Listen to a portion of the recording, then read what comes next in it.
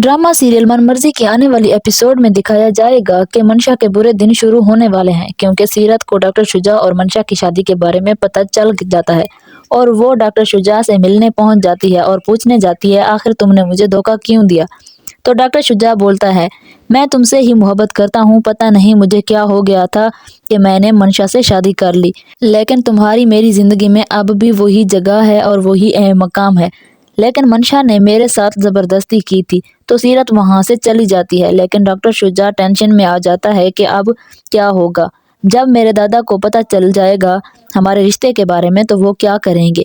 फिर मंशा की कॉल आती है तो वो उसे बताती है कि मैं आपके हॉस्पिटल आ रही हूँ आपको पिक करने, और फिर हम कहीं अच्छी जगह जाकर डिनर करेंगे। तो डॉक्टर शुजा गुस्से में होता है और बोलता है, सीरत को हमारी शादी के बारे में पता चल गया है। तो मंशा बोलती है, अच्छा हुआ उसे खुद ही पता चल गया, वरना आपको उसकी फैमिली को वजाहतें देनी पड़ती। तो डॉक्टर शुजा गुस्से से बोलता है, शट अप, तुम्हारा और सीरत का कोई मुकाबला नहीं, वो मेरी खानदानी बीवी है, मेरे दादा की चॉइस है और मैं अपने दादा की चॉइस नहीं टाल सकता। दूसरी तरफ सीरत ये सब कुछ अपने भाई हादी को बता देती है कि शुजा ने मंशा से शादी कर लिया है। तो हादी बहुत गुस्सा होता है और बोलता है कि मैं जाकर पूछता हूँ इस शुजा से, इसने कैसे मेरी बहन को धोखा दे दिया। तो सीरत हादी को रोक देती है और बोलती है, किसी को नहीं बताना, तुम मेरे सामने प्रॉमिस करो कि तुम दादा को और माँ को नहीं बताओगे, वरना घर में हंगामा होगा।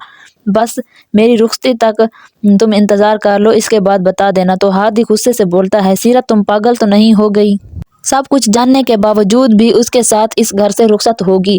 फिर दूसरी तरफ जब डॉक्टर शुजा वापस होटल के रूम में आता है तो डॉक्टर शुजा काफी गुस्से में और टेंशन में होता है।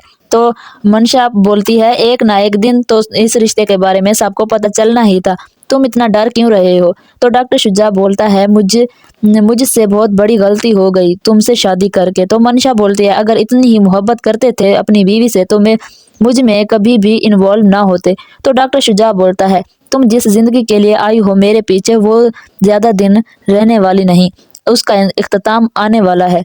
और जिस दिन दादा जान को हमारी शादी के बारे में पता चल गया, मेरे साथ जो करेंगे सो करेंगे, लेकिन तुम्हारे साथ भी अच्छा नहीं होगा और इस वक्त मैं तुम्हारी कोई हेल्प नहीं कर सकूंगा।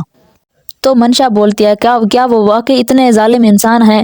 फिर शुजा वहां से चला जाता है तो मंशा को अपनी फिक्र होने लगती है और ये हमजा को कॉल करती है और बोलती है, तुम्हारी ओछी हरकतों से मुझे तो कोई फर्क नहीं पड़ता, लेकिन तुम्हारी ये जलन तुम्हें भी चैन से नहीं जीने देगी। अच्छा यही होगा कि शुजा की फैमिली को ना भड़काओ और उनसे कोई राब्ता ना करो, वरना मुझसे बुरा कोई नहीं होगा।